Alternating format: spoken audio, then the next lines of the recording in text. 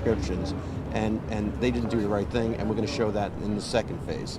So the county is only one step in this process, and we're setting a benchmark for the rest of the country. So to be clear, will the Walgreens case then be rolled into that trial? Or yes. Okay. Well, it's going to be one trial with all of the pharmacy and pharmacy distributors all together being called into court to answer the questions of why didn't your pharmacists do the right thing. And that's with Cuyahoga and Summit as the plaintiffs? That Cuyahoga and Summit. Okay, so that's not the West Virginia. No. This is Cuyahoga, 1B. Cuyahoga and Summit, second stage of their trial. We trimmed down for this trial to make it more workable.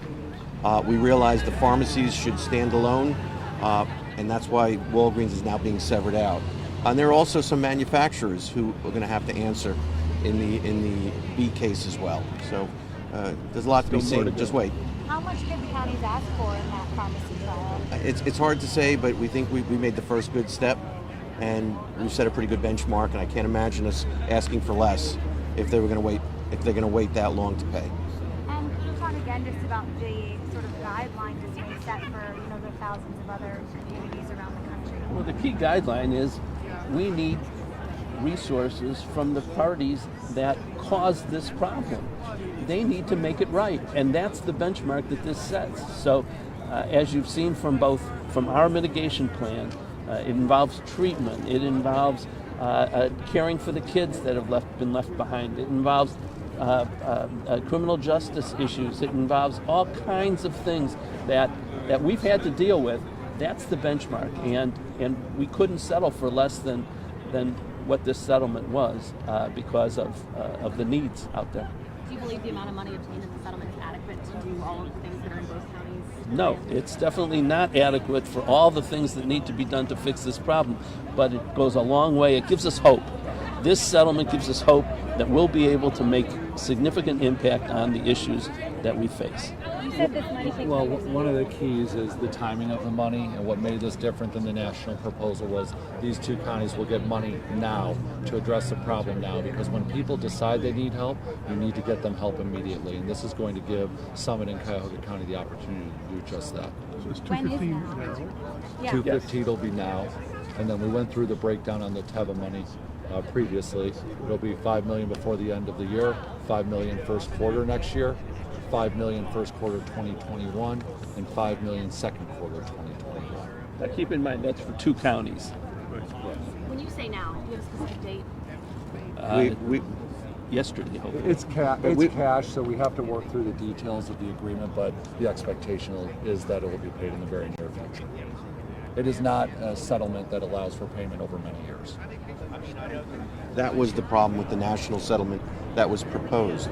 They were talking billions of dollars paid in trickles, not even enough startup money to help any one county start its program.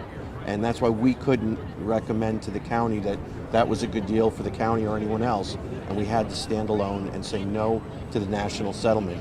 And now they have to come back to the table to fix that. We need money up front for all the cities and all the counties, and then you pay out more money over time.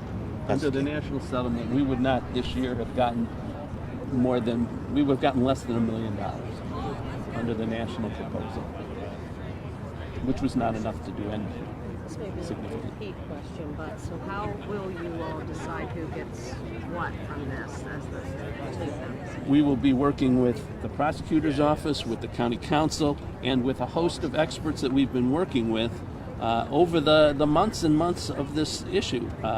You saw we came out with a proposal about a week ago, which had an assortment of initiatives listed, which we didn't make up. Those came from the experts that know how to make an impact on this problem, and we'll continue to proceed in that fashion. Sir, I have a question for you. I was on the scene of the first death in Ohio. My grandpa founded Portsmouth. I've advocated to the White House and back. I know throughout this whole entire epidemic, Ohio has been the lowest funded state in the nation until this year. The CARES Act was passed. I've been to 322 funerals, and it's horrific what's happened here. Do you think they reach settlement today because they're desperate to put recovery supports in their communities? Because I live in Huron County, they call it Heroin County. There's not a detox center within 11 counties of our county.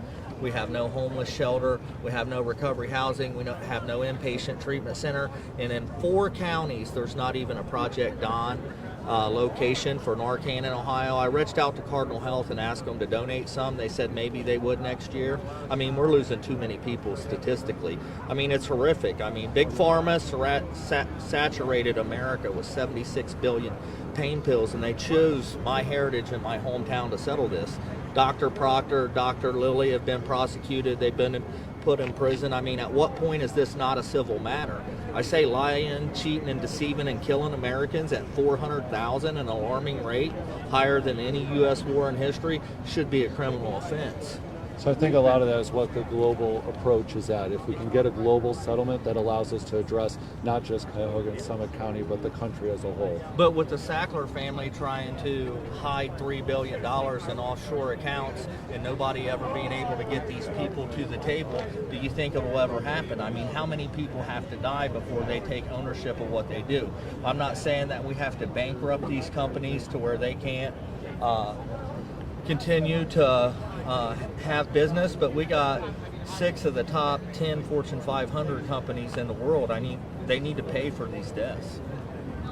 You know, at 322 funerals, I have PTSD. I wake up in the middle of the night and I hear the death rattle. It's a gurgle right before somebody dies and they take their last breath from Narcan and people. It's just horrific what's happened in our communities. Are there any representatives of the drug companies here today?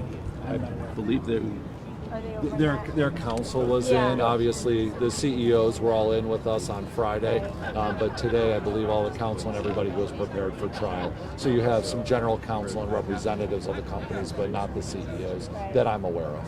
But council is here. Yes, they are. And your name? and Frank title? Gallucci. Okay. I'm counsel for Cuyahoga County. Spell your last name.